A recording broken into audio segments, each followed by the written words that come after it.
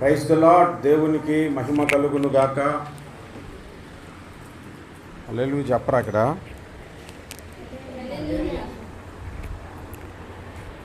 దేవునికి స్తోత్రం, దేవునికి స్తోత్రం.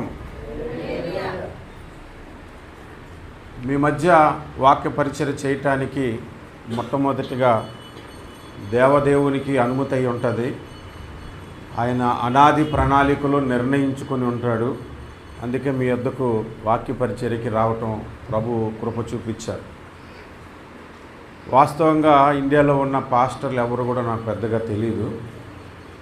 నేను 21 సంవత్సరాలు సింగపూర్ దేశంలో సేవ చేశాను. అక్కడే తెలుగు వాళ్ళ మధ్యనే పరిచర్య చేశాను. నాకు ఒక యూట్యూబ్ ఛానల్ ఉంది.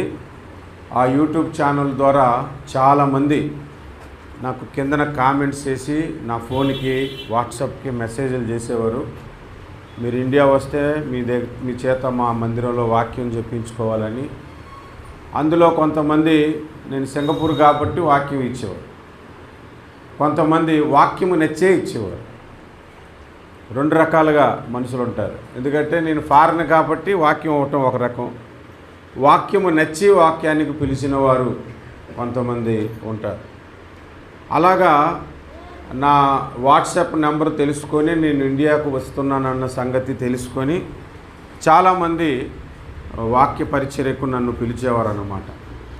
అలా పిలుస్తూ ఉన్నప్పుడు జాన్ సెరెల్లో ప్రభుదాసు గారి యొక్క 2వ కుమారుడు నన్ను పిలిచారు వాక్య పరిచర్యకి.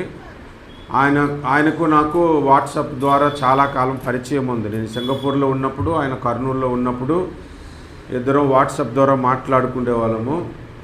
అలాగ పరిచయము. ఆ పరిచయంతో కర్నూలులో ఇప్పటికీ నన్ను 2 సార్లు పిలిచి మీటింగ్స్ పెట్టారు, బహిరంగ సభలు పెట్టారు వారు. ఆ పాస్టర్ గారు అనుకోకుండా ఒక 10 రోజుల కిందట కాల్ చేసి, అయ్యా గుంటూరులో కూడా మనకు తెలిసిన ఒక దైవ సేవకులు మా నాన్నగారికి ప్రియ స్నేహితులైన సునీల్ అయ్య గారు ఉన్నారు, మరి మీరు అవకాశం ఉంటే వెళ్తానంటే పాస్టర్ గారి చేత మీకు కాల్ చేపిస్తానని పరిచయం చేయగా, ఆ విధముగా పాస్టర్ సునీల్ అయ్య గారు నాకు పరిచయం అయ్యారు. అందును బట్టి ప్రభుకి స్తోత్రం. హల్లెలూయా. ఈ రోజుల్లో నేను ఇండియాకు వచ్చిన తర్వాత తెలుసుకున్న ఒక విషయం ఏంటంటే, ఎక్కడైనా ఒక మందిరంలో వాడబడాలనంటే ఆ మందిర పాస్టర్ గారు కులం అయి నా కులం కూడా ఒకటైతే వాడబడుతున్నాం. ఫ్రాంక్గా చెప్తున్నాను, నేను చాలా అనుభవించాను. ఒకసారి ఒక సహోదరుడు నా పక్కనే ఉండన్న, మంచి దైవ సేవకులు ఉన్నారు, వాక్య పరిచయం బాగుంటుంది, మీ మందిరంలో అవకాశం ఉంటే ఇవ్వండి అంటే, మనోళ్ళేనా అని అడిగాడు. మనోళ్ళు అయితే ఇద్దాము, వేరే వాళ్ళు అయితే వద్దన్నాడు. ఆయన ఆ రోజు పొరపాటున స్పీకర్ పెట్టాడు. ఆయన సేవకుడు ఏంటయ్యా, ఆయన పిలిచినా కూడా నేను రాననేసాను. ఈ రోజుల్లో నిజంగానే అలాగే ఉంది. వెస్ట్ గోదావరి వెళ్తే పైన క్రీస్తు సంఘం అని రాసింది, కిందన రెడ్డిలకు మాత్రమే చిన్న అక్షరాలతో ఉన్నారు అలాగా. కానీ మీ దైవ సేవకులు ఎవరు ఏంటని అడగలేదు వచ్చి వాక్య పరిచయం. నాకు భయం ఏంటంటే, ఎక్కడైనా వాక్యానికి పిలిస్తే తర్వాత ఈయన ఏ కులం అని అడుగుతాడేమో. నేను ఇప్పుడు వచ్చి ఎక్కడ నా కులం చెప్పుకోను, వాళ్ళు నా ఇంటి పేరుని బట్టి తెలుసుకోవడమే. నాకు పరమ అసహ్యమైనది ఏంటంటే పాపము తర్వాత కులమే. అది పట్టుకొని ఈనాడు చాలామంది ముందుకు వెళ్తున్న దైవ సేవకులను చూశాను. ఒక లాస్ట్ ఇయర్ ఒక బహిరంగ సభలో మాట్లాడుతూ, అపోస్తుల కార్యాలు 10వ అధ్యాయంలోంచి మాట్లాడుతూ, వాక్యం కాదమ్మా తీసేవద్దులండి, మాట్లాడుతూ పేతురికి మతపిచ్చి ఉంది, యూదుల దగ్గరికే వెళ్తాడు, ఇంకెవరి దగ్గరికి వెళ్ళేవాడు కాదు. ఆ మతపిచ్చి పోగొట్టడానికి దేవుడు ఒక దర్శనం ఇచ్చాడు. ఆ దర్శనంలో చాలా అనుభవాలు ఉంటాయి. అందులో ఒకటి ఈయన మతపిచ్చి ఉంది, ఆ మతపిచ్చి పోగొట్టడానికి కూడా ఒక అనుభవం అది. ఆ వాక్య భాగాన్ని ఎంచుకొని ఇంకా మన క్రైస్తవుల్లో అందులోకి ఇంపార్టెంట్గా సేవకుల్లో ఈ కులం చావకపోతే ఇంకెందుకు సేవ చేయటం అన్నాను. ఒక పెద్ద ఆయన లేచి వెళ్ళిపోయాడు కిందకి. నేను అనుకోని ఏదో పనుండి వెళ్ళిపోయాడు అనుకున్నాను. ఆ కిందకి వెళ్ళిపోయి అక్కడ ఎవరెవరితోనో మాట్లాడి నా ప్రసంగాన్ని ఆపించేశాడు. ఆపించేసి ఇంకొకసారి ఈ ఊరికి ఆయన తీసుకురావద్దని చెప్పాడంట. అట్లాగున్నారు ఈనాడు క్రైస్తవులు. సాటి మనిషిని ప్రేమించటం లేని స్థితిలో ఉన్నారు. నేను వేరే దేశాలకు వెళ్తే ఎదుటిగా ఒక మనిషి వస్తే ఆయన క్రిస్టియన్నా ముస్లిం అని కూడా చూడరు. హాయ్ అని పలకరిస్తారన్నమాట. మనిషి మనం పలకరించాలని. కానీ మన వాళ్ళు అలా కాదు. ఎవడైతే మనకెందుకు వాడు ముఖం చూసి ఇక్కడ ఈ ఊరడై ఉండడు, ఆ ఊరడై ఉండడు, ఈ దేశం అయి ఉండడు, ఇలా మాట్లాడుకుంటున్నారు మనోళ్ళు. కనుక క్రీస్తునందు మంచి లక్షణములతో మనం ఉంటేనే దేవుని ఆశీర్వాదాలను రుచి చూడగలము. బైబిల్ గ్రంథంలో నుంచి ఒక ప్రాముఖ్యమైన వాక్య భాగాన్ని చదువుకొని వాక్య వివరణలోనికి మనము వెళ్దాము. మార్కు సువార్త 8వ అధ్యాయము 22వ వచనము నుండి 26వ వచనము వరకు మనం చదువుదాము. అంతలో వారు బేత్సయిదాకు వచ్చిరి. అప్పుడు అక్కడి వారు ఆయన యొద్దకు ఒక గ్రుడ్డివాణ్ణి తోడుకొని వచ్చి ఆయనను ముట్టవలనని ఆయనను వేడుకొనిరి. ఆయన ఆ గ్రుడ్డివాణ్ణి చేయి పట్టుకొని ఊరు వెలుపలికి తోడుకొని పోయి వాని కన్నుల మీద ఉమ్ము వేసి వాని మీద చేతులుంచి మారు మనసు పొందటలేదు. ఎంత భయంకరమైన వ్యక్తిలో మీరు ఆలోచించండి. మీకు విషయం చూడండి. యేసు ప్రభు అతన్ని స్వస్థపరిచేటప్పుడు ఏం చేశాడు? అతన్ని చేయి పట్టుకొని ఊరు బయటకు తీసుకొని వెళ్ళిపోయాడు. ఊరు లోపల ఉంటే ఈయన చెప్పింది ఏం అర్థం కాదు. ఇంకా ఈయన స్వస్థత చేసినా కూడా జరగదు అక్కడ. ఎందుకంటే ఆ విశ్వాసం కూడా కలగదు. ఆ తర్వాత స్వస్థత జరిగిన తర్వాత యేసు ప్రభు ఆయనకి ఏం చెప్పాడు? నువ్వు ఊరిలోనికి వెళ్ళొద్దు, ఇంటికి వెళ్ళు అని చెప్పాడు. ఆ ఊరు అట్లాంటిది. ఆ ఊరే కాదు, బైబిల్లో కొన్ని ఊర్లు ఉన్నాయి. ఆ ఊర్లకు మంచి పేరు లేదు. నజరేతు అని ఊరుంది, దానికి మంచి పేరు లేదు. యోహాను సువార్త 1వ అధ్యాయంలో పిలుపు అంటాడు, నతానియేలు అంటాడు ఒక మాట, ఏమని? నజరేతులోంచి మంచిదేదైనా వచ్చునా అని అంటే అక్కడి నుంచి మంచిదేది రాదు. కానీ ఒక ఆయన వచ్చాడు, యేసు ప్రభు, మంచి వ్యక్తి. హల్లెలూయా. అంత చెడ్డ పేరుని ఈరోజు ప్రపంచమంతటా నజరేతును పాటలు పాడుకునేలా చేసేసాడు. దేవునికి స్తోత్రం. ఒకప్పుడు నజరేతు వాడంటే భయపడిపోయేవారు. బరబ్బా నజరేతు వాడే. సిలువలో అటు ఇటు దొంగలు ఉన్నారు కదా, వాళ్ళు నజరేతులే. నజరేతు అంటే దొంగలు అని అర్థం. స్టువర్ట్పురం అని ఒక ఊరుండేది, అందరూ దొంగలేనంట అక్కడ. కానీ ఈరోజు అది సువార్తపురముగా మారిపోయింది. నజరేతులో యేసు ప్రభు పుట్టాడు. యేసు చేసిన కార్యాలు, యేసు జీవించిన జీవితమును బట్టి ఈరోజు అంతటా నజరేతు అను పేరును కొనియాడుతున్నారు. అలాంటిదే ఈ బేత్సాయిదా అనే పట్టణము. అలాంటిదే ఇంకొక ఊరుంది, కొరాజీనా అనే ఆ ఊరు కూడా. అలాంటి ఊరిలో యేసు ప్రభు ఒక అద్భుతాన్ని సృష్టించాడు. దేవునికి స్తోత్రం. మొట్టమొదటిది ఏం చెప్పుకున్నాము? ఆ ఊరి పేరు చెప్పుకున్నాం. రెండవది, ఆ ఊరు మంచిది కాదు. ఆ ఊరు పేరేంటి? వలల ఇల్లు అని చెప్పుకున్నాం. బైబిల్లో 2 రకాల వలలు మనకి కనబడతాయి. 2 రకాల వలలు. ఒకటి మంచి వల, 2 చెడ్డ వల. మీరు చూడండి బైబిల్లోంచి మత్తయి సువార్త 13వ అధ్యాయము 47వ వచనాన్ని మీరు చదవండి. మత్తయి సువార్త 13. మరియు పరలోక రాజ్యము సముద్రములో వేయబడి నానా విధములైన చేపలను పట్టిన వలను పోలి ఉన్నది. ఇదేం వల? మంచి వల. మంచి వల. ప్రసంగి గ్రంథము 9వ అధ్యాయము 12వ వచనంలో చదవండి. అక్కడ చెడ్డ వలను గూర్చి రాయబడి ఉంది. చదవండి ఎవరైనా. ప్రసంగి 9:12లో తమ కాలము ఎప్పుడు వచ్చునో నరులు ఎరుగరు. చేపలు బాధాకరమైన వలయందు చిక్కుబడినట్లు. చూసారా, అక్కడ చెడ్డ వల అనే మాట మనకు కనబడుతుంది. ఎన్ని వలలు ఉన్నాయని చెప్పాను? 2 రకాల వలలు ఉన్నాయి. భూమి మీద ఉన్న మనుషులు చేపలతో పోల్చబడింది. హబాక్కుకు గ్రంథము 1వ అధ్యాయము 14-15 వచనాలు మీరు చదివితే 14వ వచనములో చేపలు దేనితో పోల్చాడంటే ఏలిక లేని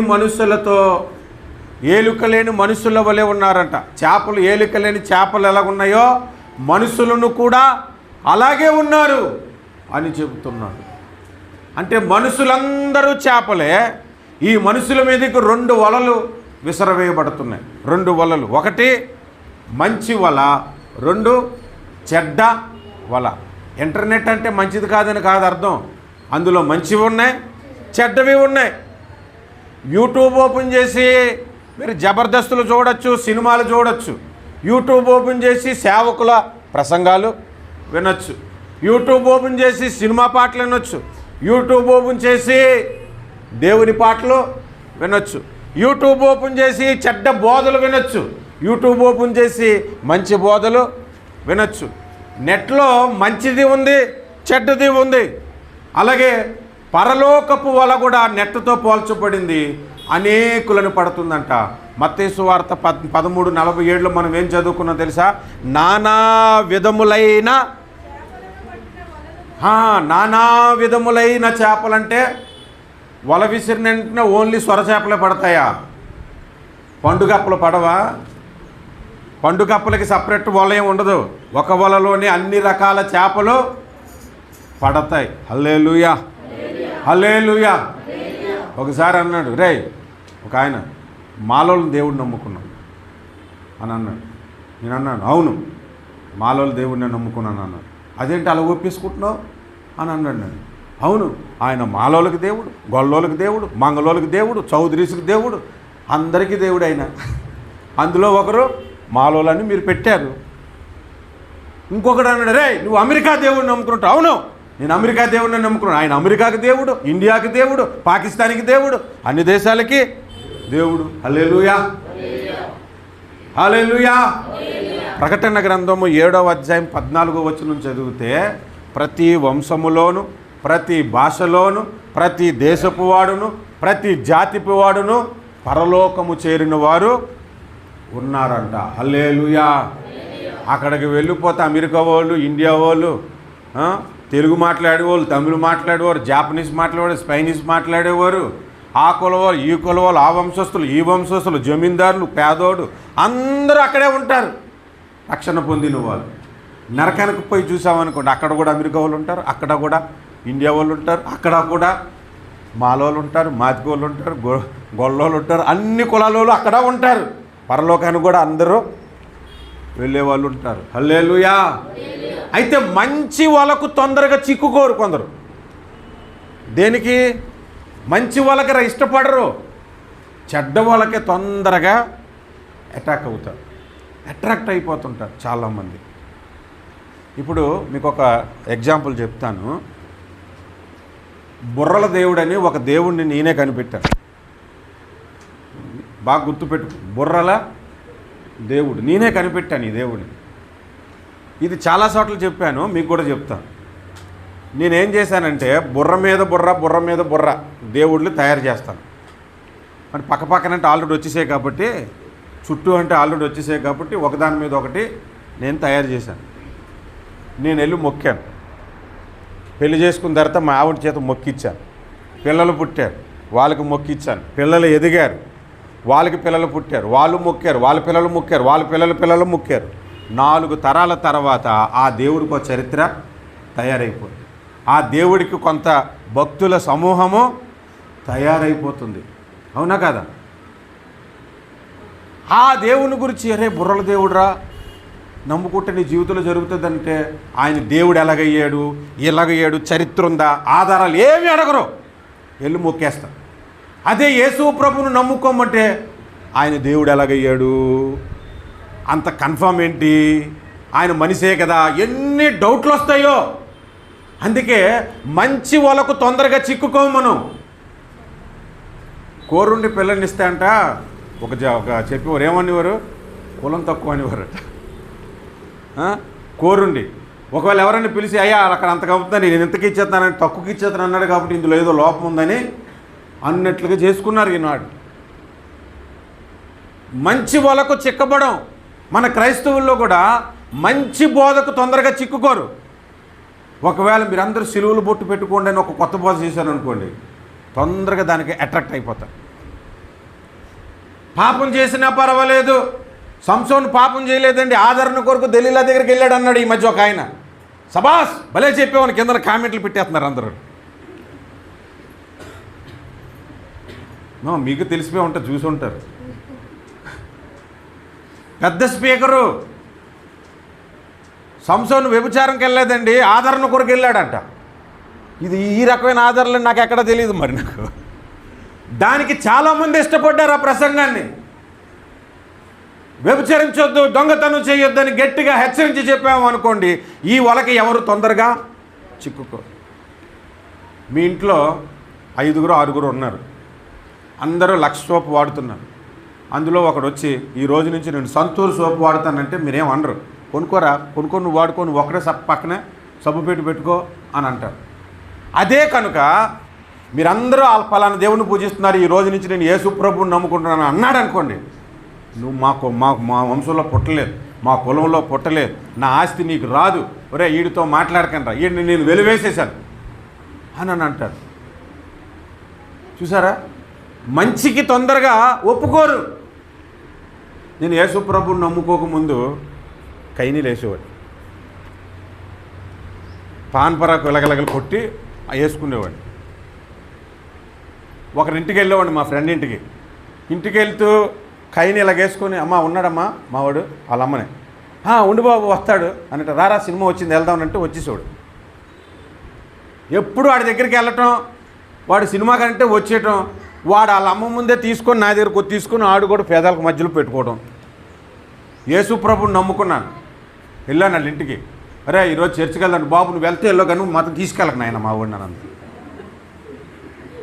ఇంతకుముందు కైని అడిగి నేర్పిస్తేనేమో పంపించింది, సినిమాకి పంపించింది, చర్చి కంటే పంపించనంటుంది.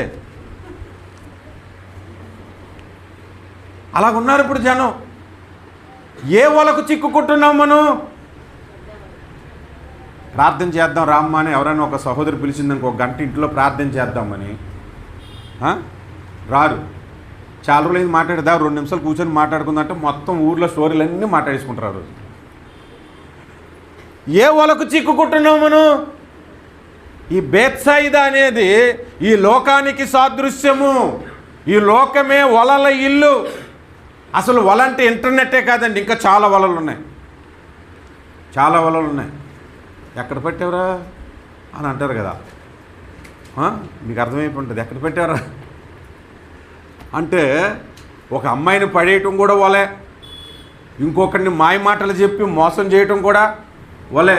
ఎలా పడిపోయారో వాడు బుట్టలో నువ్వు, ఎలా పడిపోయారో వాడు వలలో నువ్వు అని అంటారు కదా. మోసం చేసేవాడికి తొందరగా పడిపోతారు, నిజం చెప్పేవాడి దగ్గరికి ఎవడు తొందరగా రాడు. ఈరోజు క్రైస్తవులు ప్రపంచంలో ఎక్కువ శాతం ఉన్నారంటే కారణం ఏంటో తెలుసా?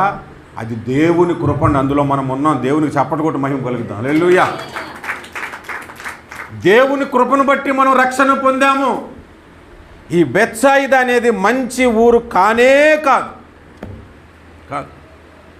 అలాంటి ఈ లోకములో నుండి దేవుడు మనలను పట్టుకున్నాడు. హల్లెలూయా, హల్లెలూయా.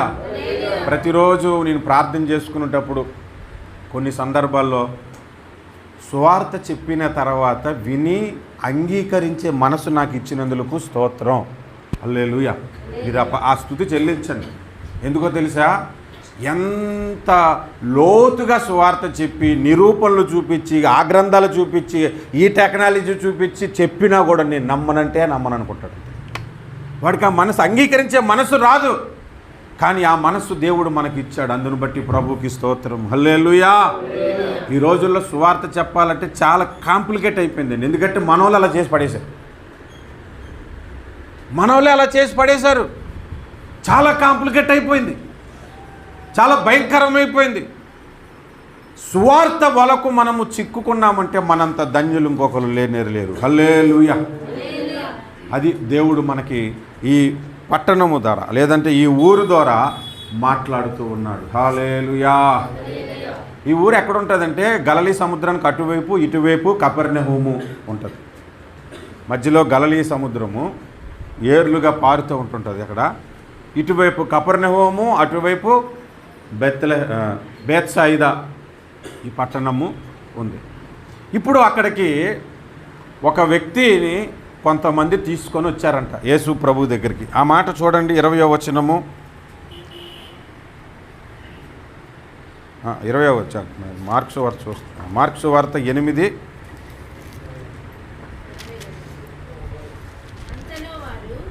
23 22 అండి. అంతలో వారు బేత్సాయిదాకు వచ్చిరి. అప్పుడు అక్కడి వారు ఆయన యొద్దకు ఒక గ్రుడ్డివాణ్ణి తోడుకొని వచ్చారండి. ఎవరండి పట్టుకొచ్చారు? కొంతమంది పట్టుకొని వచ్చారు గ్రుడ్డోని. ఎవరి దగ్గరికి? యేసు ప్రభు దగ్గరికి. మీకు ఒక విషయం తెలుసా? మీరు ఒక వ్యక్తిని ప్రభు దగ్గరికి తేవాలంటే మీరు ఒక్కరు తేలేరు, ఎప్పుడు కూడా 2-3 వెళ్ళండి. అది బైబిల్ చెబుతున్నది. ఒంటరిగా వెళ్ళకూడదు, 2 వెళ్ళాలి. ఎప్పుడు కూడా 2 వెళ్ళాలి, లేదా 2కి మించనే వెళ్ళండి. పాపం ఒంటరిగా కొంతమంది పాంప్లెట్లు పంచుతారు, అటు నుంచి వెళ్ళాడు ఇటు నుంచి వెళ్ళాడు, అటు ఇటు చెల్లలు కొడుతుంటే ధనం తింటున్నారు మనం. ఎందుకు 4-5 వెళ్ళండి, లేదంటే చర్చిగా వెళ్ళండి. వాడు వచ్చి అడగటానికైనా భయపడతాడు ముందు. వీళ్ళు మొత్తానికి ఏం చేశారంటే కొంతమంది ఒక వ్యక్తిని యేసు ప్రభు దగ్గరికి తెచ్చారు. అంటే వాళ్ళకి ఏం తెలుసు అంటే యేసు ప్రభు స్వస్థపరచగలడని తెలుసు. రెండవది వాళ్ళకి వాడు బాగు కోరుకుంటున్న వ్యక్తులు అన్నమాట. వాడు నిజముగానే మన పొరుగువారి బాగు మనం కోరుకుంటే, నిజముగానే మన రక్త సంబంధుల బాగు మనము కోరుకుంటే, మన ఊర్ల వారి బాగు కోరుకుంటే వారికి మనం సువార్త చెప్పక మానలేము. సువార్త ప్రకటించక మనము ఉండలేము. ప్రకటించాలి. సువార్త ప్రకటించే బాధ్యత మనందరికీ ఇచ్చాడు దేవుడు. హల్లెలూయా. ఈ సువార్త ప్రకటించే విషయంలో 2 విషయాలు చెప్తాను, మీరు బాగా వినండి. నేను ఒక సంఘానికి వెళ్ళాను. ఆ సంఘ కాపరి విశ్వాసులకు ఏం చెప్తున్నాడంటే, గొర్రెను కంటది, కాపరి కనడు. ఆ విషయం మాకు తెలియదు ఏంటి. కాపరిలు గొర్రెలు కంటాడా? గొర్రెనే కంటది. ఆత్మల సంపాదన ఎవరు చేయాలి? విశ్వాసులు చేయాలి. నేను కాదని చెప్పేసుకున్నాడు ఆయన. మరొక సంఘానికి వెళ్ళాను. వాళ్ళు విశ్వాసులు ఏమనుకుంటున్నారంటే పాస్టర్ గారు కాబట్టి సువార్త చెప్పి చెప్తారు, మనకేం పనిరా అనుకునే రకంగా ఉండమంతా. సువార్త పాస్టర్ చెప్పాలి, విశ్వాసులు చెప్పాలి. గొర్రెల కండం మీరు చేయాలి, పాస్టర్ గారు కూడా చేయాలి. పాస్టర్ గారు కాపరి కాకముందు ఆయన కూడా గొర్రె. మరి ఆయన కండ గొర్రెలను. సువార్త బాధ్యత అందరికీ ఉన్నది, అందరికీ ఉన్నది. హల్లెలూయా. మరి అలాగైతే ఎఫెసీ పత్రికలోని కొందరిని సువార్తికులుగాను, కొందరిని బోధకులుగాను, కొందరిని కాపరులుగాను, కొందరిని అపోస్తులుగాను, మరి కొందరిని సువార్తికులుగాను ఎందుకు ఏర్పాటు చేసుకున్నాడు అని మీరు పాయింట్ లాజిక్లు మాట్లాడవచ్చు. నిజమే, అది మాత్రం. దేవుడు పిలిస్తేనే సంఘ కాపరి, దేవుడు పిలిస్తేనే అపోస్తులుడు. మరి సువార్త విషయంలో కూడా కొందరికి ప్రత్యేకంగా సువార్త కొరకు పిలుపు ఉంటుంది. ఉదాహరణకు ఈ సహోదరుడికి సువార్త పిలుపు ఉందనుకోండి, సువార్త కొరకే ఎక్కువగా ఆలోచిస్తాడు. సువార్త కొరకు పిలుపు లేకపోయినా మన రక్షణలోనే సువార్త ప్రకటించే పిలుపు మనకి ఉన్నది. హల్లెలూయా, హల్లెలూయా. సువార్త ప్రకటించాల్సిన బాధ్యత మనందరిది. కనుక మీ మందిరంలో సువార్త ప్రకటించబడాలి. నేను మనసులో అక్కడ కూర్చొని చిన్న ప్రేయర్ చేశాను. వీళ్ళు ప్లాస్టింగ్లు కూడా చేసుకోలేకపోయారు ప్రభువా, మరలా నేను మీ చిత్తం ఎప్పుడైనా మీ మందిరానికి వచ్చేసరికి వీళ్ళు మందిరం ప్లాస్టింగ్లతో కలకల్లాడి ఇప్పుడున్న ఆత్మల కంటే ఎక్కువ ఆత్మలు రావాలి. హల్లెలూయా. ఆత్మల సంపాదన మనకి ఉండాలి. ఆ పాఠ్యభాగంలో మనం ఏం నేర్చుకుంటున్నామంటే ఒక వ్యక్తిని కొంతమంది కలిసి తీసుకొని వచ్చారు. కొన్ని సంఘాల్లో ఏం జరుగుతుందంటే కష్టపడి ఒకరిని తెస్తామా, ఇక్కడ ఉన్న వాళ్ళు వాడిని పంపేస్తారు అలా. నేను అట్లాంటి వాళ్ళని కూడా ఎదుర్కొన్నాను. కష్టపడి ఒక వ్యక్తిని తీసుకొచ్చాను, వస్తే కొద్ది రోజులు బాగానే వచ్చి మానేశాడు ఆయన.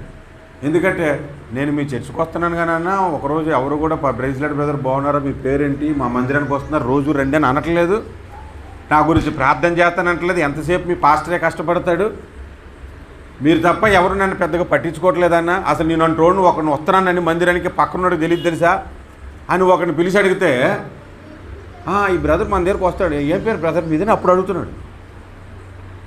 తెలీదు ఆ బ్రదర్ పేరు.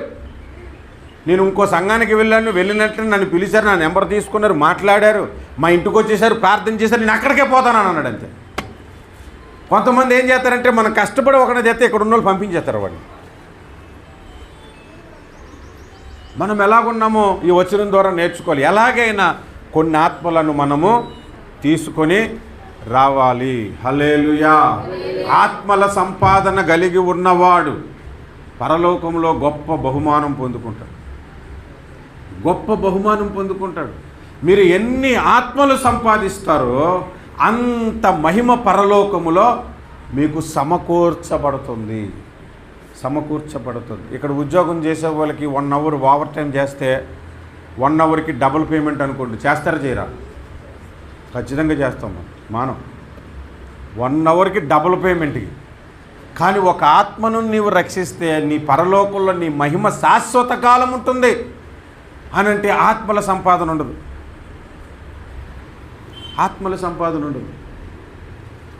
ఆత్మల సంపాదన కొరకు ప్రతి వ్యక్తి కూడా మనము ఆలోచన చేయాలి.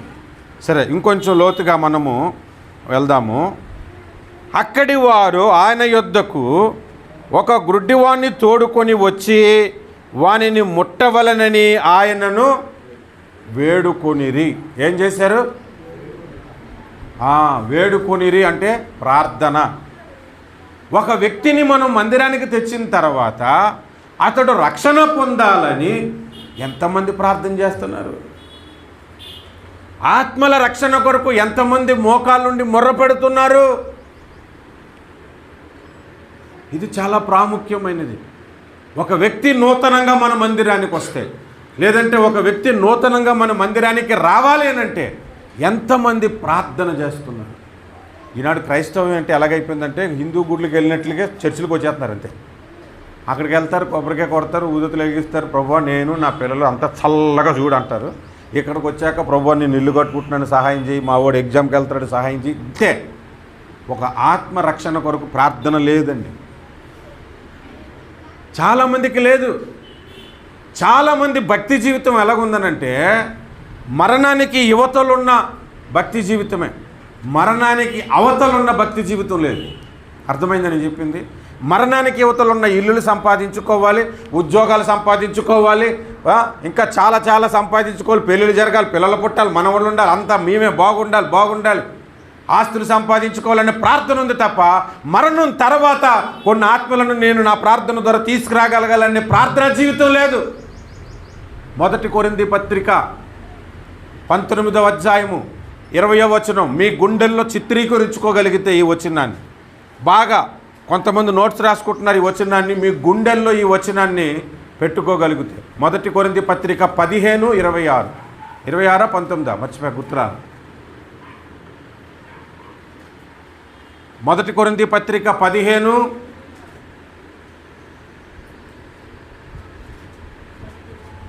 తీన పోనీ ఈ జీవితకాలము మట్టుకే మనము క్రీస్తునందు నిరీక్షణ ఉంచిన ఎడల మనుషులందరికంటే, ఒకసారి ఆ మాట అందరు చెప్పండి, ఒకసారి చెప్పండి. ఈ జీవితకాలము మట్టుకే క్రీస్తునందు నిరీక్షణ ఉంచిన ఎడల మనుషులందరికంటే దౌర్భాగ్యులమై ఉందుము. దౌర్భాగ్యులు అన్నమాట నేను అనలేదండి, బైబిల్ అన్నదే చెప్పాను. ఎవరంట దౌర్భాగ్యులు? ఈ జీవితకాలము మట్టికే, అంటే ఈ జీవితం కాక ఇంకో జీవితం ఉంది. ఏం జీవితం అది?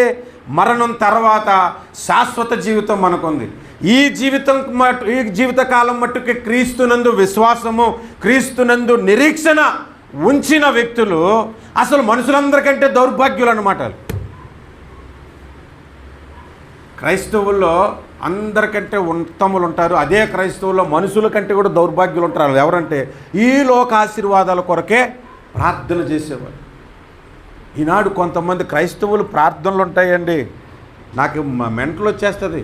ఒక ఆవిడ చీపురు పట్టుకొని తుడుస్తుందంట, తుడుస్తూ ఉంటుంటే చెయ్యి వాసిపోయిందంట. వెంటనే దేవుడు మాట్లాడంటే, నా కుమార్తె నీవు చీపురు కింద పట్టుకున్నావు, పైన పట్టుకొని చెప్పాడంట. ఇదండి ప్రార్థన.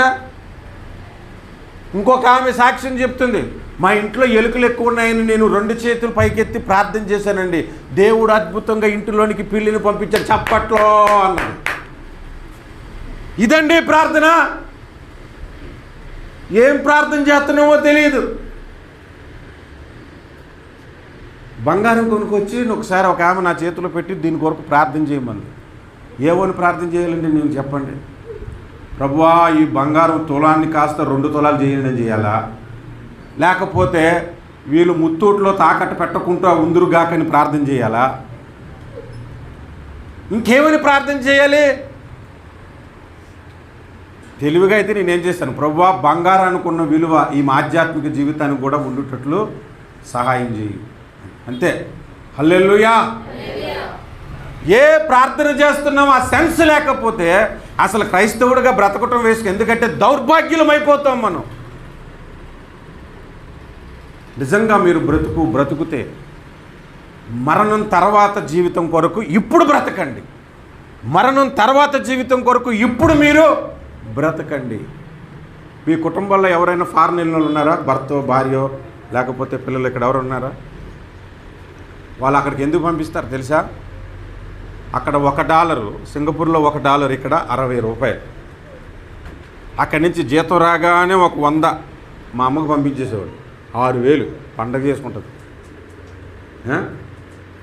పరలోకానికి భూలోకానికి ఒక తేడా ఉంది, మీకు చెప్తాను చూడండి. ఒక యవనస్తుడు యేసు ప్రభు దగ్గరికి వచ్చాడు. అతడు మిక్కిలి ఆస్తి గలవాడు.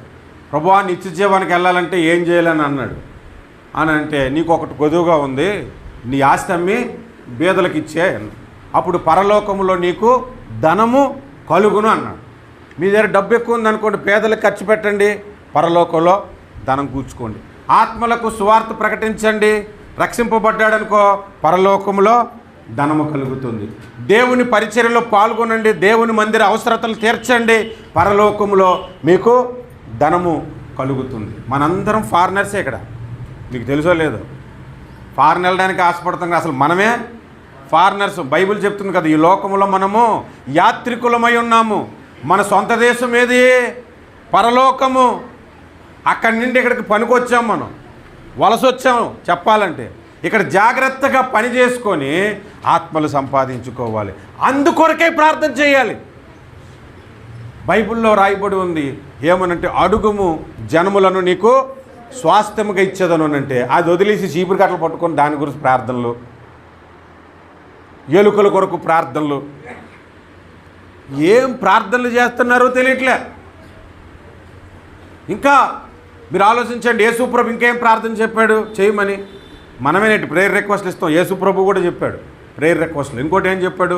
కోతెంతో విస్తారము, కోయివారు పనివారు కొద్దిమందే, పనివారు కొరకు వేడుకొనుడి అని ప్రేయర్ రిక్వెస్ట్ చెప్తే, ఆ ప్రేయర్ రిక్వెస్ట్ మనం మర్చిపోయాం. మన ఇంటి ఆవిడ ఏం చెప్పింది?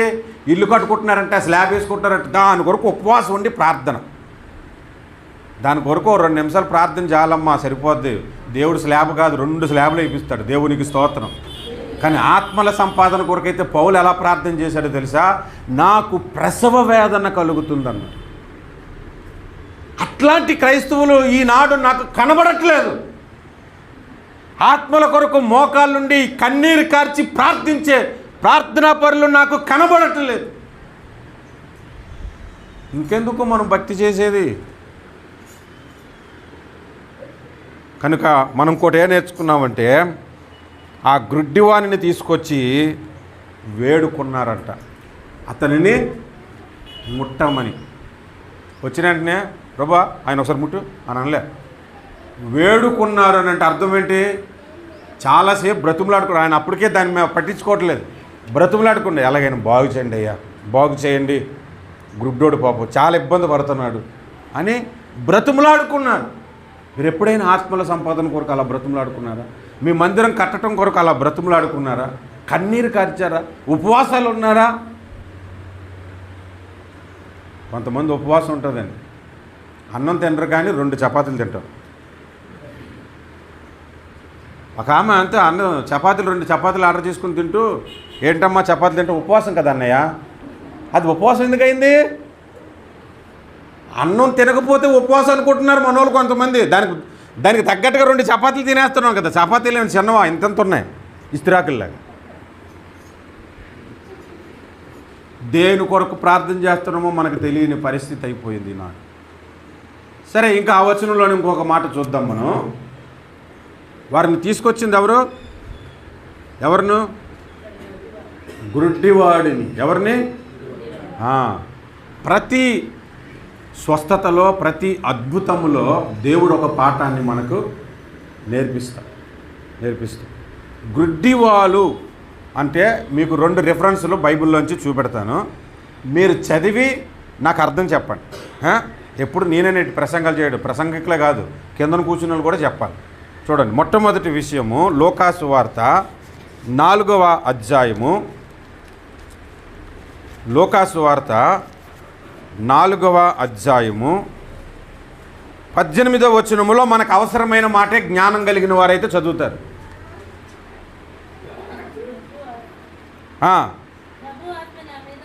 ప్రభు ఆత్మ నా మీద ఉన్నది, బేదలకు సువార్త ప్రకటించుటకు ఆయన నన్ను అభిషేకించెను, చెరలో ఉన్న వారికి విడుదలను, గ్రుడ్డివారికి చూపును కలుగునని.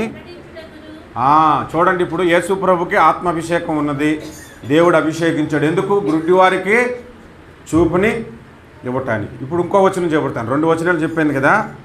యోహాను సువార్త 9వ అధ్యాయము 39.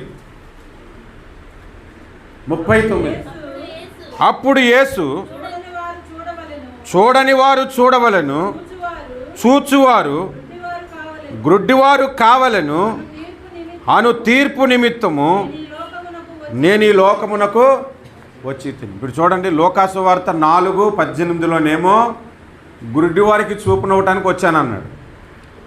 యోహాను సువార్త 9:38లోనేమో చూస్తున్న వారు ఏమో గుడ్డివారు అయిపోవాలని తీర్పు కొరకు నేను వచ్చానన్నాడు. ఇప్పుడు ఆయన గుడ్డివారికి చూపునవ్వడానికి వచ్చాడా, కళ్ళున్న వాళ్ళకి గుడ్డితనం కలుగజేయడానికి వచ్చాడా? చెప్పండి, ఎందుకు వచ్చాడు?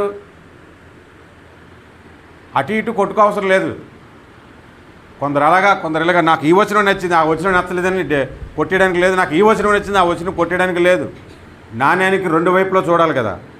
ఒకవైపు బొమ్మ అంటే ఇంకోవైపు బొరుసు ఉంటుందా? అలాగే వచ్చిన వాళ్ళు కూడా అటు ఇటు కూడా చూడాలి. సింపుల్ లాజిక్ ఏం లేదు. ఏంటంటే, ఒకవేళ ఇది శరీర సంబంధముగా, ప్రకృతి సంబంధంగా ఆలోచించామనుకోండి, ఈ లోకంలో 800 కోట్ల మంది ఉన్నారు ప్రపంచంలో. అందులో గుడ్డివారు 1 కోటి మంది ఉన్నారనుకున్నాం. వారికి చూపునవ్వటానికి వచ్చాడు. ఆ 1 కోటి మంది కళ్ళు తెరిచాడు ప్రభు. కళ్ళు కనబడిన ఎంతమంది ఉన్నారు? 700 కోట్లు. వారికి చూపు తీసేయడానికి వచ్చాడు. 700 మందికి కళ్ళు తీసేశాడు. అప్పుడు ఈ లోకం ఎలాగుంటుంది? గుడ్డోల లోకం అయిపోతుంది. అవునా? అంటే శరీర సంబంధమైన కళ్ళు తెరపడానికి కాదు ఆయన వచ్చింది. చాలామందికి ఉన్న గుడ్డితనం ఏంటంటే, కొరింథీయులకు రాసిన 2వ పత్రిక 4:4లో దుష్టుడు యేసుక్రీస్తు యొక్క సువార్తను అర్థం చేసుకోకుండా మనుషులందరికీ గుడ్డితనమును కలుగు చేశాడు. వారికి చూపునివ్వటానికి వచ్చాడు. కొంతమందికి యేసు ప్రభువే దేవుడని తెలుసు, అయినా నమ్మరు కదా, వాళ్ళకి గుడ్డితనము కలుగు చేయడానికి వచ్చాడు. అది అంటే బేసిక్గా గుడ్డితనం అనేది పాపమునకు సాదృశ్యం అన్నమాట, అంధకారమునకు సాదృశ్యం అన్నమాట, చీకటికి సాదృశ్యం అన్నమాట. హల్లెలూయా, హల్లెలూయా. ఇప్పుడు ఈ గుడ్డివాడిని యేసు ప్రభు స్వస్థపరిచే విధానము మనం చూద్దాము. ఎలా స్వస్థపరిచాడో చూడండి. 23కి వద్దాం. ఇప్పుడు దాకా 22వ వచనంలోనే ఉన్నాము. 23కి మనం వద్దాము. ఆయన గుడ్డివాని చేయి పట్టుకొని ఊరి వెలుపలకి ముందు ఎక్కడ తీసుకొని వెళ్ళాడు? ముందు ఊరిలో నుంచి బయటికి తీసుకొచ్చాడు. యేసు ప్రభువుని నమ్ముకోవాలంటే ముందు లోకములో నుంచి మనము బయటికి రావాలి. పేతురు ప్రసంగం చేశాడు అపోస్తుల కార్యాలు 3వ అధ్యాయంలో. ఏమని ప్రసంగం చేశాడు ఆయన? 2వ అధ్యాయంలో ఏమని ప్రసంగం చేశాడు? మూర్ఖులకు ఈ తరము వారికి వేరే రక్షణ పొందుడి అన్నాడా? ఈ మూర్ఖులతోనే ఉంటూ రక్షణ పొందుడు అన్నాడా? ఈ తరము వారికి వేరే రక్షణ పొందుడి అని అంటే రక్షణ అంటేనే లోకము నుండి వేరొకటి అన్నమాట. లోకానికి మనకి సంబంధము లేనట్లుగా ఈ లోకములో జీవించటం అన్నమాట. అది లోకము నుండి వేరే రక్షణ పొందుడి అని పేతురు ఆనాడు ప్రసంగం చేస్తే, ఈనాడు కొంతమంది బోధకులు ఉన్నారు. మా మందిరానికి వస్తే మీ కోర్టు కేసులు కొట్టివేయబడతాయి, మా మందిరానికి వస్తే మీ ఆరోగ్యం బాగుపడుతుంది, మా మందిరానికి వస్తే మీ బ్యాంక్ అకౌంట్ పెరుగుతుంది. బ్రదర్ వెళ్ళరా, మొన్న మీ అకౌంట్లో ఎంత ఉందని అన్నారు? 80,000. ఇప్పుడు ఎంత ఉంది బ్రదర్ అని అంటే ఆయన అంటాడు, నా అకౌంట్లో ఇప్పుడు 10 లక్షలు వస్తుంది. చప్పట్లో అది ప్రసంగాలు ఈనాడు. పిచ్చి వచ్చేసింది. ఒక ఆయన అంటే ప్రార్థన చేసి జోబులోంచి 500 తీసి ఇచ్చాడట. ఎంత గొప్ప దైవజనుడండి, 500 ఇచ్చాడు. నా దగ్గర నిజంగా ఏం పెట్టుకుని రాలేదండి, ప్రార్థన చేశాడు, జోబులో 500 పుట్టుకొచ్చింది అని అన్నాడు. ప్రసంగం అయిపోయిన తర్వాత మీరు కానుకలు బాగా గట్టిగా ఉండని ప్రసంగం చెప్తున్నాడు. మళ్ళీ మీరు దానికి ఎందుకు? అప్పుడు కూడా ప్రార్థన చేసి పుట్టించుకోవచ్చు కదా. ఎట్లా ఉన్నారు మనోళ్ళు? చాలా జాగ్రత్తగా దేవుని వాక్యాన్ని మనము వినాలి. లోకానికి వేరై రక్షణ పొందాలి. హల్లెలూయా. ఒకడు బావి మీద కూర్చున్నాడు. బావికి చుట్టూ గోడ ఉంటుంది కదా, గోడ మీద కూర్చుంటూ పాటలు పాడుకుంటున్నాడు. అటువైపు నుంచి ఓ నలుగురు ప్రభువు నమ్ముకున్న వాళ్ళు, బలంగా ఉన్న వ్యక్తులు బైబిల్ పట్టుకొని వెళ్తున్నారు. వాళ్ళ వైపు చూసి ఎటకారం ఆడాడు. కాలు జారి నూతులో పడిపోయాడు. పడిపోగానే అర్రే ఎవడో పడిపోయాడని చెప్పి నలుగురు బైబిల్ పక్కన పెట్టి పరిగెత్తుకుంటూ వచ్చి ఆ లోపల కొట్టుకుంటున్నాడు అన్నమాట. కొట్టుకుంటుంటే ఆ పక్కనే తాడు ఉంది. ఆ తాడు వేసి, ఒరే దాన్ని పట్టుకో, మేము పైకి లాగుతుంటే ఆడు తాడు పట్టుకున్నాడు. పట్టుకున్న తర్వాత ఈ నలుగురు లాగుతున్నారు. లాగుతుంటే రాట్లే, పడినోడు సన్నంగానే ఉన్నాడు. వీళ్ళు నలుగురు బాగా అబ్రహాం తింటారేమో, బలంగా ఉన్నారు. లాగుతున్నారు, అన్ని రావట్లేదు. ముగ్గురు గట్టిగా తాడు పట్టుకున్నారు. నువ్వు వెళ్ళి చూడు, అసలు ఆడు అంత బరువు ఉండడం కారణం ఏంటి రావట్లేదు అని అంటే, ఒక చేత్తో తాడు పట్టుకున్నాడు, ఇంకో చేత్తోని రాయిని గట్టి పట్టుకున్నాడు. ఒరే రాయి ఎందుకురా పట్టుకున్నావు నువ్వు అని అంటే, నేను మునిగిపోకుండా ఈ రాయి నన్ను కాపాడింది, అందుకే దాన్ని వదిలేస్తే నేను ఎలా పైకి వస్తాను అని అంటున్నాడు. ఈ తాడు వదలట్లేదు, రాయి వదలట్లేదు. కొంతమంది అంతే, లోకాన్ని వదలరు, యేసు ప్రభుని వదలరు. నునువెచ్చని స్థితి అన్నమాట. నునువెచ్చని స్థితి కలిగి ఉన్న సంఘాల్లో కూడా యేసు ప్రభు ఉండడు. ప్రకటన గ్రంథంలో రాయబడి ఉంది కదా. అందుకే లోకానికి వేరై రక్షణ పొందాలి. దేవునికి స్తోత్రం. హల్లెలూయా. వాక్యం అర్థమవుతుంది అన్న వాళ్ళందరూ హల్లెలూయా చెప్పండి. బోరు కొడుతుంది అన్నోళ్ళు హానెస్ట్గా చెప్పండి, నేను ఇప్పుడే ముగించేస్తాను. అలాగడిగితే ఎవరు చెప్తారు? లోపల ఉన్న ఫీలింగ్ బయటకు ఎవడని చెప్తాడు. మీ ఫీలింగ్ బయటికి చెప్పినా చెప్పకపోయినా మొత్తం చెప్పి వెళ్తాను నేను మాత్రం. దేవునికి స్తోత్రం. హల్లెలూయా. దేవునికి మహిమ కలుగునుగాక. ఇప్పుడు మార్కు సువార్త 8వ అధ్యాయంలో మొట్టమొదట ఆయన ఏం చేశాడు? ఊరిలో నుంచి బయటికి తీసుకొచ్చాడు. తర్వాత ఏం చేశాడు చెప్పండి? ఏం చేశాడు? ఉమ్మేస్తారండి. మన పాస్టర్లో ఇప్పుడు ఈ మధ్య ఒక ఆయన అరటిపళ్ళని అభిషేకించాడు. మీరు వినే ఉంటారులే, మీరేం చిన్నోళ్ళేం కాదు. అరటిపళ్ళని అభిషేకించాడు. ఆ అరటిపళ్ళు తింటే గర్భఫలాలు వస్తాయని చెప్పాడు. ఫారంలో ఇంకొక ఆయన ఉండేవాడు. బయట ఉన్న గడ్డి మీదకి నేను అభిషేకం పంపిస్తున్నానంటే ఈ చర్చిలో వాళ్ళందరూ బయటికి వెళ్ళి గడ్డి నోట్లో పెట్టుకుందన్నారు. వింతగా లేదు? యేసు ప్రభు ఏదైనా చేస్తే దాంట్లో ఒక అర్థం ఉంటుంది. మనుషులు ఏదైనా చేశారంటే వాడి స్వార్థం ఉంటుంది అందులో, అంతే. ఒక ఆయన నాకు తెలిసిన ఆయన వెస్ట్ గోదావరిలో ఇస్రాయల్ దేశం వెళ్ళాడండి. యోర్దాన్ నుంచి నీళ్ళు తీసుకొని వచ్చాడు. ఒక బాటిల్ నీళ్ళు తీసుకొని వచ్చాడు. తీసుకొచ్చి ఊర్లో వాళ్ళకి, సంఘస్థులకి, ఆ పక్క సంఘస్థులకి ఏం చెప్పాడంటే, ఆ వాటర్ మీరు కొద్దిగా తాగితే ఆరోగ్యం బాగుంటుంది, ఇంకొంచెం తీసుకెళ్ళి మీ ఇంట్లో పెట్టుకుంటే మీ ఇంట్లో కూడా ఎటువంటి నష్టాలు జరగవు అని చెప్పాడు. చెప్పి పెద్ద బోర్డు పెట్టాడు. చాలా కాలం ఆ ఫోటో కూడా ఎదురుంది, ఫోటో తీశాను దానికి నేను. ఇక జనాలు ఒకప్పుడు పూర్వం కిరోసిన్కి లైన్ కట్టేవారు చూశారు, అలాగ లైన్ కట్టారనమాట ఆ నీళ్ళు తీసుకోవడానికి. పెద్ద ట్యాంక్ ఉంది, ట్యాంకులో నుంచి తెస్తాడు. నేను అన్నాను, అంత ట్యాంక్ వాటర్ ఆయన ఎక్కడి నుంచి తెస్తాడు అన్నట్టు తెచ్చింది బాటిలే, అందులో కలిపాడు అన్నమాట. వాటర్ తీసుకోవడం, పాస్ట్ గారికి అనుకోవడం, వెళ్ళిపోవడం, వాటర్ తీసుకోవడం, పాస్ట్ గారికి అనుకోవడం, వెళ్ళిపోవడం. నీళ్ళు అమ్ముకొని బ్రతికేశాడు. కొబ్బరి నూనె అమ్ముకొని కొంతమంది, కచ్చిపులు అమ్ముకొని కొంతమంది, అయితే నీళ్ళు అమ్ముకొని బ్రతికేశాడు. అది నమ్మేశారండి. ఇంత లోతుగా వాక్యం చెప్తామో మనం అంటే నమ్మకం ఉండదు. అసలు ఈనాడు ప్రసంగికులు ఉంటాయండి, కొంతమంది ఉంటారు జబర్దస్త్ జోకులు వేసి చంపేస్తారు. వాక్యం ఉండదు అందులోని. ఇటు నుంచి అటు స్టేజ్ నుంచి ఆ చివరి నుంచి ఈ చివరి దాకా తిరిగేసి కింద మీద అందరినీ కితకితలు పెట్టి నవ్వించేసి వాళ్ళు కూడా అబ్బా ఎంత గొప్ప ప్రసంగం చెప్పాడండి అయ్యగారు అంటారు. అందులో వాక్యం ఉండదు, పిట్ట కథలే. గుడ్డివాడి ముఖం మీద ఉమ్ము ఎందుకు వేశాడు చెప్పనా? మీరు ఆలోచన చేయండి. ఉమ్ము ఎందుకు వేస్తారు? ఫు అని ఎవరి మీద ఉమ్ము వేశారంటే అర్థం ఏంటి? అసహించుకుంటే వేస్తారు. ఉమ్మేయించుకున్నోడికి అదేంటి? అవమానం కదా. ఒక మాట చూడండి, సంఖ్యాకాండము, దయచేసి చూడండి, సంఖ్యాకాండము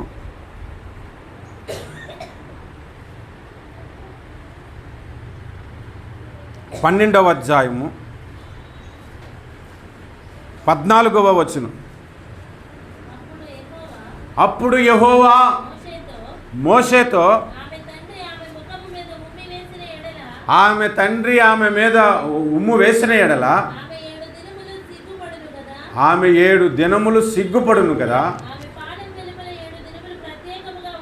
ఆమె పాలెం వెనక 7 దినములు ప్రత్యేకముగా ఉండవలను. అంటే ఇక్కడ మీకు మాట చెప్తున్నాను, మీరు వినండి. యేసుప్రభు ఎక్కడ ఉమ్ము వేశారంటే ఆయన కళ్ళు మీద ఉమ్ము వేశాడు. ఈ ఉమ్ము వేయటం అనేది అర్థం ఏమిటి అని అంటే, పాపానికి దేవుడు అసహ్యించుకుంటాడు. యేసు ప్రభు ఆయన అసహ్యించుకోలేదు, ఆయన గ్రుడ్డితనాన్ని అసహ్యించుకున్నాడు. యేసు ప్రభు పాపిని అసహ్యించుకోడు, పాపమును అసహ్యించుకుంటాడు. పాపులమైన మనల్ని ఇష్టపడ్డాడు, కానీ మనలో పాపాన్ని ఆయన అసహ్యించుకున్నాడు అన్నమాట. మీ పిల్లోడు ఎవరో ఎత్తుకున్నారు, మీరు ఎత్తుకున్న తర్వాత వాడు ఏం చేశాడంటే మొత్తం మోషన్ పాస్ చేసేసాడు. చి అని పడేస్తారు మీ పిల్లోడిని. వెంటనే బాత్రూమ్కి వెళ్ళిపోయి కడిగేసి నీట్గా చేసి ఎంత బాగా వెళ్ళావురా నాయన అని ముద్దులెట్టేస్తాం. వాడంటే అసహ్యం కాదు మనకి, కానీ వాడు చేసిన మాలిన్యం మాత్రం మనకి ఇష్టం ఉండదు. యేసు ప్రభు కూడా అంతే. మనం అంటే ఎంత ప్రేమో, కానీ మనం పాపం చేయడం అంటే ఆయనకి ఇష్టం ఉండదు. మనకున్న పాపాన్ని ఆయన ఇష్టపడడు. అందుకే యేసు ప్రభు ఆయన మీద ఉమ్ము కూడా వేయించుకోడు. 3 చోట్ల రాయబడి ఉంది ఆయన ఉమ్ము ఆయన మీద వేయించుకున్నాడు. అంటే ఎందుకు వేయించుకున్నాడు? మనందరి పాపాలు ఆయన మీదకి వచ్చిన తర్వాత, మన దోషములు ఆయన మీద మోపబడిన తర్వాత దుష్టుడు ఏం చేశాడో తెలుసా? అవమానకరమైనది పాపాన్ని అసహించుకుంటే దేవుడు ఏం చేస్తాడు? ఉమ్మేస్తాడు కదా. కాబట్టి అందరి పాపాలు ఈయన మీదకి వచ్చింది కాబట్టి ఉమ్ము వేసేలాగా అందరినీ ప్రేరేపించాడు. ఉమ్మేశారు యేసు ప్రభువుని. మన పాపముల కొరకు ఆయన ఉమ్ము వేయబడ్డాడు. మనం నిజంగా ఏదైనా పాపం చేసి మనం చూసి చీ అని ఎవడని ఉమ్మేసినా నా మీద ఉమ్మేస్తాం, లేచిపోతాం. మనం దాని అర్థం ఏంటంటే యేసు ప్రభు మన పాపాన్ని ద్వేషిస్తున్నాడు, మన పాపాన్ని అసహించుకుంటున్నాడు, కానీ మనలను ప్రేమిస్తున్నాడు. యేసు ప్రభు ఉమ్ము వేసే సందర్భాలు 2. రక్షణ పొందకముందు మీ మీద ఉమ్మేశాడంటే మీ పాపాన్ని అసహించుకున్నాడని. రక్షణ పొంది సంఘంలోనికి వస్తున్న తర్వాత కూడా ఉమ్మేశాడంటే అర్థం ఏంటి? లవోదికే సంఘంలో నేను మీ మీద ఉమ్ము వేయ ఉద్దేశించుచున్నాడు. ఎందుకు? ఇంకేడు మారడు, ఇంకేడు పర్మనెంట్ పాప అని మాట్లాడు. పర్మనెంట్ పాపాడు, ఇంకా మారడు. ఒక మాట క్లారిటీగా చెప్తాను, మీరు వినండి. మీ తండ్రి మిమ్మల్ని ఒరే పనికిమాలోడా నువ్వు జీవితంలో బాగుపడరా అన్నాడు అనుకోండి, దేవుడు నిన్ను బాగు చేస్తాడు. భార్య అన్నది అనుకోండి, భర్త అన్నాడు అనుకోండి, దేవుడు బాగు చేస్తాడు. భూమి మీద మనిషి అన్నోడు లేదా దైవ సేవకుడు అనడానికి నువ్వు బాగుపడవని దేవుడు బాగు చేస్తాడు. ఒకవేళ ఆ మాట దేవుడే అన్నాడు అనుకోండి, పనికిమాలినోడా అని, అర్థం ఏంటి? ఇంకెవడు దేవుడే బాగు చేయలేనప్పుడు ఇంకెవడైనా బాగు చేయగలడా? దేవుడు ఆ మాట ఎప్పుడు అంటాడంటే, ఇంకా నా వల్ల కాదు, ఇంక వీడు బాగుపడడానికి డిసైడ్ అయిన తర్వాత ఆ మాట అంటాడు. ఆ లవోదికే సంఘానికి ఆ మాట అన్నాడు, పనికి మాలిన వాడువును, దిక్కు మాలిన వాడువును, ముఖము మీద ఉమ్ము వేయ ఉద్దేశించేశానని అన్నాడు. అందుకే మన పాపము విషయమే యేసు మన మీద ఉమ్మి వేస్తే పర్లేదు, కానీ పాపానికి అటాచ్ అయిపోయి పాపంలోనే బ్రతికేద్దామని డిసైడ్ అయిపోయామనుకోండి, అప్పుడు వేసే ఉమ్ముకి ఇంకా క్షమాపణ ఉండదు. కనుక మరొక మాట ఆ వచనాల్లోంచి మనం చూద్దాము. చూడండి, 23 తర్వాత ఆయన ఏం చేశాడు? మొదట ఊరు బయటకు తీసుకొచ్చాడు. రెండవది, మూడవది వాని మీద చేతులుంచి. హల్లెలూయా, హల్లెలూయా. ఆశీర్వాదం ఎలాగండి ఆశీర్వదిస్తారు? చేతులుంచి ఆశీర్వదిస్తారు. యేసు ప్రభు చేతులు ఉంచాడు అంటే మొదట ఆయన మనకేం చేస్తాడో తెలుసా? చేయి పట్టుకుంటాడు, బయటికి తీసుకొస్తాడు, బాగు చేస్తాడు, చేతులు ఉంచుతాడు. మొదట ఏం చేస్తాడు? ఆయన చేయి పట్టుకొని బయటికి తీసుకొని వస్తాడు. చేయి పట్టుకోవడం అంటే మామూలు విషయం కాదు. మన జీవితంలో మన చేతులు ఎవరెవరు పట్టుకుంటారంటే, ఉదాహరణకు మీరు హాస్పిటల్కి వెళ్ళారు, డాక్టర్ పట్టుకున్నాడు అనుకోండి, 10,000 పోతాయా లేదా? మాకు 10,000 ఏంటి, 80,000, ₹1,00,000 కూడా పోయి పట్టుకొని చూసి బయటకు వచ్చి ట్రర్రని కట్టేయడం 10,000. ఇంకొకరు చేపట్టుకుంటారు, నర్సు పట్టుకుందనుకోండి, ఇంకంతే. అయితే ఇంజెక్షన్ చేసి బాధ పెడుతుంది, లేదా ఒక న్యూస్ చెప్తుంది, బ్యాడ్ న్యూస్, నీకు బీపీ ఎక్కువ ఉంది, షుగర్ ఎక్కువ ఉంది అని. అంటే కొంతమంది చేతులు పట్టుకున్నాడంటే అంతే. ఇంకా ఎవరు చేతులు పట్టుకుంటారు? ప్రభువుని నమ్ముకున్న సంగతి వదిలేండి, కానీ కొంతమంది జ్యోతిషుల చేతులు పెడతారు, చేతులు తీసుకెళ్ళి వాళ్ళు పట్టుకొని ఆడికి ఏమీ కనబడదు అందులోని. అంతా బాగానే ఉందమ్మా, 3 నెలల్లో నీకు ఒక ఉపద్రవం ఉందని అంటారు అన్నమాట. అంతే. ఇంకా ఆ టెన్షన్తో వీడికి బీపీ వచ్చేస్తుంది. మంచి మాటలు చెప్పరు. ఎవడన్నా మన చేయి పట్టుకున్నాడంటే ఇంకంతే. భార్య పట్టుకుంటుంది, భర్త పట్టుకున్నా అంతే. ఎవరో ఒకరు కమిట్ అవ్వాల్సిందే, ఇంక తప్పదు. లేదండి వాళ్ళు చాలా కాలంగా బాగున్నారంటే అందులో ఎవరో ఒకరు అడ్జస్ట్ అవుతున్నారని. అవ్వకుండా అయితే మాత్రం వాళ్ళు ఉండలేరు. ప్రతి విషయంలోని కూడా కాదు, ఏదో ఒక విషయంలో మన చేయిలు ఎవరెవరు పట్టుకుంటాడు? భార్య పట్టుకుంటుంది, భర్త పట్టుకుంటుంది. కానీ వీళ్ళందరికంటే యేసయ్య పట్టుకున్నాడు అనుకోండి, అది ఆశీర్వాదం. హల్లెలూయా. యేసయ్య చేతులుంచాడు అనుకోండి, అది ఆశీర్వాదము. బైబిల్లోంచి ఆ మాటలు చూద్దాం. యేసయ్య చేతులుంచితే ఏం జరుగుతుందో చూడండి. మార్కు సువార్త, యోహాను సువార్త 8వ అధ్యాయము 11వ వచనం. క్షమించండి, మార్కు సువార్త 10:16 చదవండి. మార్కు సువార్త 1:40 చదవండి. 2 వచనాలు కూడా చదవండి. ఆ బిడ్డలను ఎత్తి కౌగిలించుకొని వారి మీద చేతులుంచి ఆశీర్వదించెను. హల్లెలూయా. ఇంకా మీరు బైబిల్ ఎక్కడైనా చూడండి, ఆయన చేతులు చాపి స్వస్థపరిచెను, చేతులు చాపి ఆదరిస్తున్నాడనే మనకు కనబడుతుంది. మీ జీవితంలో ఎప్పుడైనా యేసయ్య చేయి పట్టుకోవాలని ప్రార్థనే చేయండి. మేము ఎప్పుడు ప్రార్థన చేస్తాం, ప్రభువా నేను నీ చేయి పట్టుకుంటూ వదిలేస్తాను, నీవు నా చేయి పట్టుకుంటే వదలవు, అంతే. హల్లెలూయా.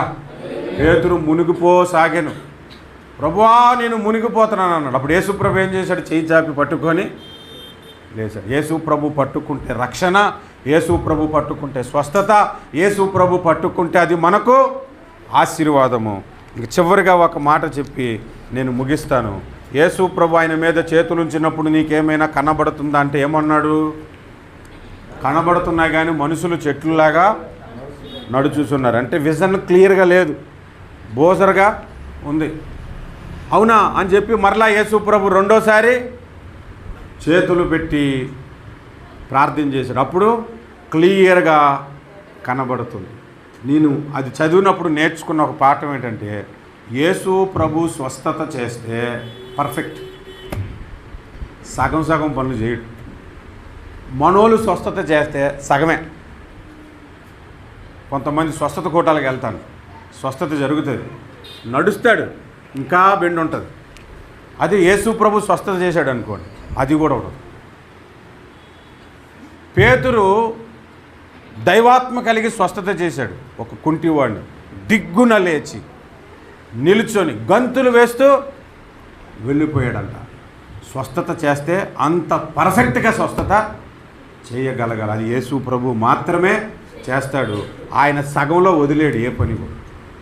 ఆయన నీ పాపాన్ని కడగాలంటే సగం కడిగి వదిలేడు, నిన్ను బాగు చేయాలంటే సగం స్వస్థతతో వదిలేడు. కంప్లీట్గా నిన్ను బాగు చేయడానికే ప్రయత్నం చేసే దేవుణ్ణి మనం కలిగి ఉన్నాము. హల్లెలూయా. కొంతమంది సాక్ష్యాలు చెప్తారు, మా అప్పు కొరకు ప్రార్థించానండి, ఒక అప్పు పోయింది, ఇంకొక అప్పు ఉందని. లేదు లేదు, మొత్తం క్లియర్ చేస్తాడు. సగం రోగంతో వదిలేడు, సగం అప్పుతో వదిలేడు, సగంలో నిన్ను ఎప్పుడు యేసు ప్రభు విడిచిపెట్టడు. చివరి దాకా నిన్ను పట్టుకొని నడిపించే దేవుణ్ణి మనం కలిగి ఉన్నాము. హల్లెలూయా. ఇప్పుడు అందరం మోకరించి, ప్రభువా నా చేయి నీవు పట్టుకో అని ప్రార్థన చేద్దాం. నా చేయి నీవు పట్టుకొని నన్ను నడిపించు. మీలో ఎవరికైనా అనారోగ్యం ఉందా? యేసయ్య ఈరోజు మీ చేయి పట్టుకుంటే సంపూర్ణ స్వస్థత కలుగుతుంది.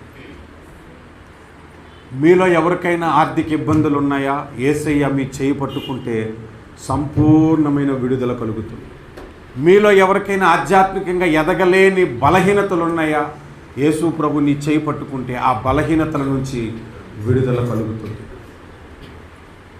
మోకరించి ఒక చేయి మాత్రం దేవునికి పెట్టండి.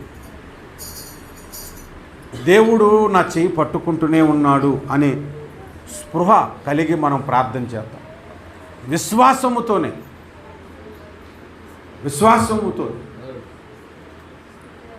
దేవుడు నా చేయి పట్టుకున్నాడు, నన్ను విడవడు, ఎడబాయడు, చేయి పట్టి నడిపించే దేవుడు.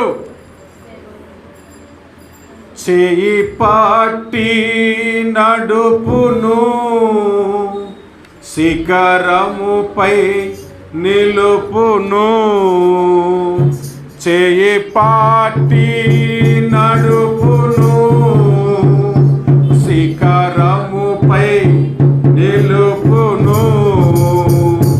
కన్న తండ్రి చేర్చునాట్లు నన్ను చేర్చునా ప్రియుడు. కన్న తండ్రి చేర్చునాట్లు నన్ను చేర్చునా ప్రియుడు. చేయి పాటి నడుపును, శిఖరముపై నిలుపును. అందరూ కూడా కలిసి పాడదాము. నీ సమస్యలలో నుండి ఆయన నీ చెయ్యి పట్టుకొని బయటకు తీసుకెళ్ళి వెళ్తాడు. నీ రోగము నుండి ఆయన నీ చెయ్యి పట్టుకొని బయటకు తీసుకొని వెళ్తాడు. నీ శోధన నుండి ఆయన చెయ్యి పట్టుకొని బయటకు తీసుకొని వెళ్తాడు.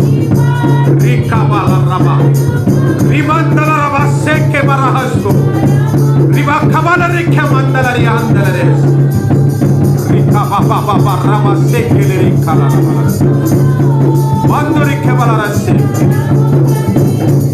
మీ ఆత్మతో నింపుము.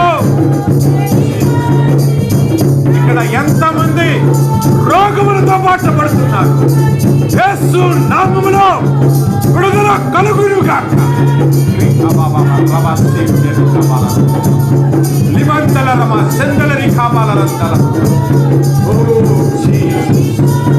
ఎంతమంది ఆర్థికమైన ఇబ్బందులు కలిగి ఉన్నారో యేసు నామములో విడుదల కలుగునుగాక.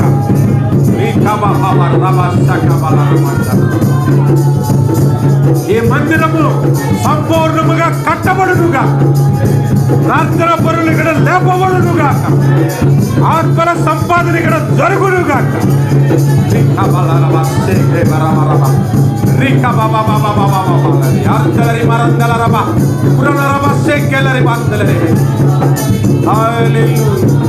దేవాని ఆత్మను పంపము నాయనా, నీ అభిషేకమును కుమరి రముపై నిలుపును. చేయి పాటి నిన్ను చేయి పట్టి నడిపించి ఉన్నత శిఖరాలెక్కించే దేవుడు.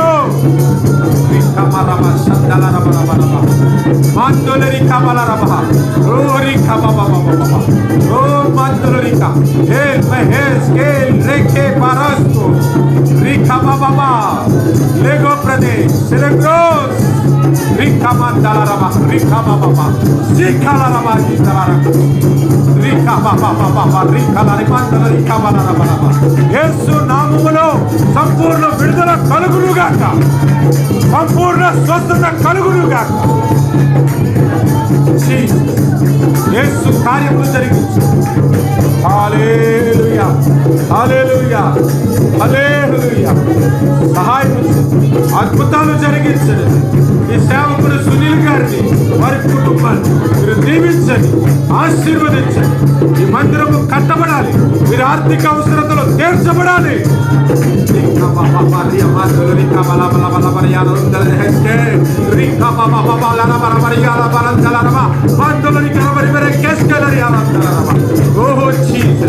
చప్పట్లు కొడుతూ ప్రభుని గణపరచుదాం, చప్పట్లు కొడుతూ దేవుని గణపరచుదాం. దేవాని ఆత్మతో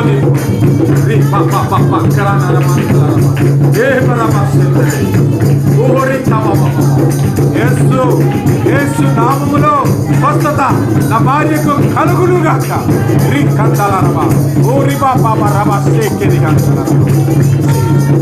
సహాయం, కనికరము, కనికరము, అద్భుతములు. హల్లెలూయా,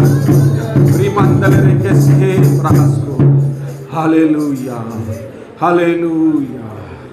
హేల్ మహేష్ కేల్ రిఖబరకుస్ కరహందలేరి మహంద. హల్లెలూయా, హల్లెలూయా, హల్లెలూయా. ఎంతమంది పరిశుద్ధాత్మను నేను పొందుకోవాలని ఆశపడుతున్నారు? ప్రభువుని అడుగుదాము. ప్రభువా, నీ యొక్క ఆత్మతో నన్ను నింపండి, నీ పరిశుద్ధాత్మతో నింపండి, నీ పరిశుద్ధాత్మతో నింపండి. భాషలు మాట్లాడే వరం ఇక్కడ కొంతమందికి దేవుడు అనుగ్రహించును గాక. కొంతమందికి స్వస్థత చేయు వరం అనుగ్రహించును గాక. దేవుడు మీ పరిస్థితుల గుండా మీతో పాటు నడిచి ఆ సమస్య నుండి విడుదల కలుగు చేయునుగాక. ఓ జీసస్, కనికరించండి నాయన, కనికరించండి నాయన. కృప చూపండి, కృప చూపండి. మీ దివ్య కృపను వీరికి అనుగ్రహించమని యేసు నామమున స్తుతిస్తూ ప్రార్థన చేస్తున్నాము మా పరమ తండ్రి. Amen, amen, amen. Thank you so much. వాక్య పరిచర్యకి అవకాశం ఇచ్చిన మీ అందరికీ, సంఘ పెద్దలకును, దైవ సేవకులు, వారి కుటుంబానికి కూడా నా హృదయపూర్వకమైన వందనాలు తెలియజేస్తున్నాను. Thank you so much.